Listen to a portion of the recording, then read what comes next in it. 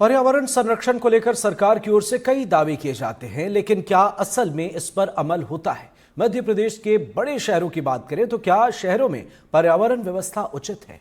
क्या है देश की सबसे खूबसूरत राजधानी की घटती हरियाली के पीछे वजह? एक स्पेशल रिपोर्ट देखिए।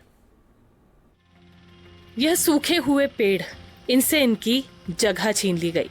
नई जगह पर नया जीवन देने का वादा था, जीवन मिला नहीं, जिंदगी जरूर चली गई।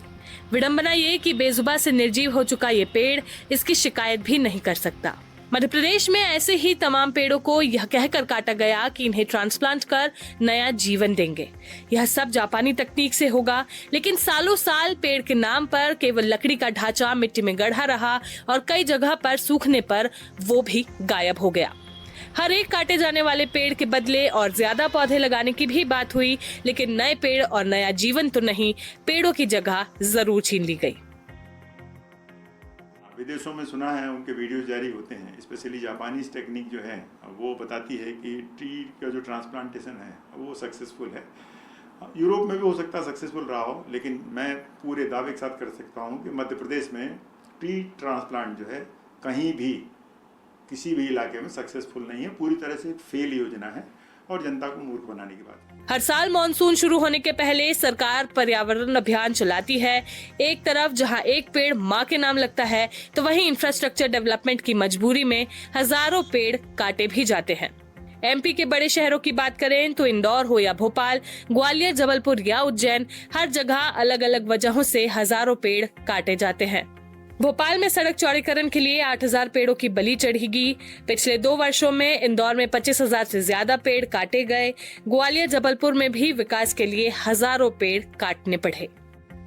प्रदेश को आगे बढ़ाने के लिए निसंदेह विकास जरूरी है, लेकिन विकास करते हुए संतुलन की भी जरूरत है और इसके लिए सबसे जरूरी पर्यावरण संतुलन ही है। पिछले साल भोपाल में पेड़ बचाव समिति ने 29,000 पेड़ों को काटने से बचाया था और इस बार अब 8,000 पेड़ों की बारी है। जो कानूनों के प्रावधान थे कि अगर कहीं काटना है तो कैसे पेड़ लगाना है, कितने लगाना है, किस क्षेत्र में लगाना है, उन सब का पालन विधिवत किया ही नहीं जाता है और इसी कारण हम लगता है कि विरोध का स्वर इतना तेज होता है।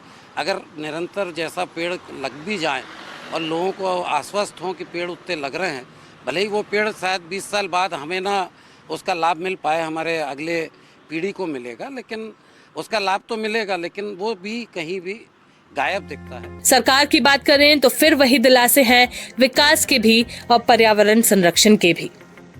मुझे लगता है कि डेवलपमेंट विद एनवायरनमेंट, ये हमेशा इस थीम को रखकर ही हमें काम करना चाहिए, क्योंकि पर्यावरण के बिना विकास अधूरा है और विकास और पर्यावरण दोनों एक दूसरे के पर्याय के रूप में काम करें तो हम आने वाली पीढ़ियों को सुरक्षित जीवन दे पाएंगे। पर्यावरण को सहेजने के लिए योजनाओं की कमी नहीं है। अब तो नई नई तकनीक भी इस मामले में हमें काफी सपोर्ट कर रही है, लेकिन दिक्कत कहीं न कहीं इच्छा शक्ति की ही है।